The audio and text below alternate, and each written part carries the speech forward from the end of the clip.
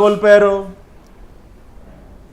ఎన్నోసార్లు ఇప్పుడు జాబితా అంటే చాంతాడంత ఉంది వికే గారు. అవును, ఇవాళ మనం డ్రైవర్ సుబ్రహ్మణ్యం గురించి కానీ, అనంతబాబు చేసినటువంటి అరాచకాలు, లేదంటే బాలుడు అమర్నాథ్, ఇవన్నీ చాలాసార్లు మాట్లాడుకున్నాం. ఇవాళ రాష్ట్ర ప్రజలందరికీ కూడా ఈ డిబేట్ చూసే వాళ్ళు మనకంటే ఎక్కువ తెలుసు ఇది చేసినటువంటి అరాచకాలు. ఇవాళ ఇంకొక డేటా చూస్తూ ఉంటే ఈయన గారి 5 సంవత్సరాల పరిపాలనలో మహిళలపైన దాడులు కానీ అత్యాచారాలు కానీ 55% పెరిగితే చిన్నారులపైన 400% పెరిగాయండి. ఆఖరికి మహిళలకి చిన్నపిల్లలకు కూడా భద్రత లేకుండా చేశాడు కదా. అసలు ఏ రోజు అసలు నీ ఇంటికి కోతవేడు దూరంలో ఒక మహిళని అత్యాచారం చేస్తే దిక్కులేదు.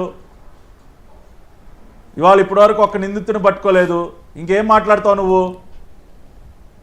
కాబట్టి ఇవాళ ప్రజాస్వామ్యం గురించి, లా అండ్ ఆర్డర్ గురించి, చంద్రబాబు నాయుడు గారిపై జరిగినటువంటి దాడులు, ఎన్ని దాడులు, ఇవాళ అంగళ్ళ దాడి కానీ, నందిగాంలో కానీ, అమరావతి రాజధాని ప్రాంతంలో కానీ ఎన్ని దాడులే. ఇవాళ ప్రజాస్వామ్య హక్కుల గురించి నువ్వు మాట్లాడుతూ ఉన్నావు. ఆ రోజున భావ ప్రకటన స్వేచ్ఛ కింద దాన్ని కొట్టిపారేసావు కదా. ఆఖరికి ఒక ప్రధాన ప్రతిపక్ష నాయకుడిపైన దాడులు జరిగితే ఏ రోజు వాటిని కట్టడి చేసే ప్రయత్నం చేసావు? ఒక్క సమీక్ష అన్న చేసావా? ఒక్క వ్యక్తిపైన నువ్వు చర్యలు తీసుకున్నావా?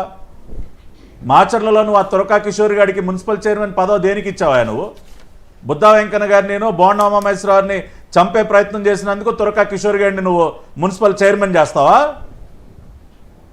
We have never encouraged political వెండెట్టా, vengeance. సిగ్గుండాలి నీకు. నువ్వు చేసినటువంటి పనులేంటి 5 సంవత్సరాల కాలంలో? ఇటువంటి రౌడీ షీటర్లందరినీ పదవుల్లో కూర్చోబెట్టి, మంత్రి పదవులు కట్టబెట్టి, ఇవాళ వీ హ్యావ్ నెవర్ బిలీవ్డ్ అనేదో 4 ఇంగ్లీష్ ముక్కలు మాట్లాడితే ఇవాళ అందరూ పాపం ఐస్లా కరిగిపోతారా? నువ్వు చేసినటువంటి పాపాలు ఎవరికి తెలియదా? ఇవాళ నువ్వు అందలం వెంకిచ్చిన, ఇవాళ విజయవాడలో ఇవాళ పిల్ల సైకో గుణదల్లో ఉంటాడు. వాడిని నువ్వు ఎందుకు అందలం ఎక్కించావు? పార్టీ ఆఫీస్ మీద దాడి చేసి, నా ఇంటి మీద దాడి చేసినందుకు బెంజి సర్కిల్లో నాకు ఇంకా గుర్తు వికే గారు. వాడిని వాటేసుకుని భుజం తట్టి వాడికి ముద్దులు పెట్టేసి మళ్ళీ వాడికి గన్మెన్లు ఇచ్చి ఎదురు బ్రహ్మాండంగా చేసావురా. అసలు నువ్వు ఎంత చక్కగా ఇల్లు బాగాలు కొట్టావరా. పసిపిల్లలను కూడా భలే బెదిరించావురా బాబు నువ్వు. నాకు ఏం ఆనందం వేసిందో.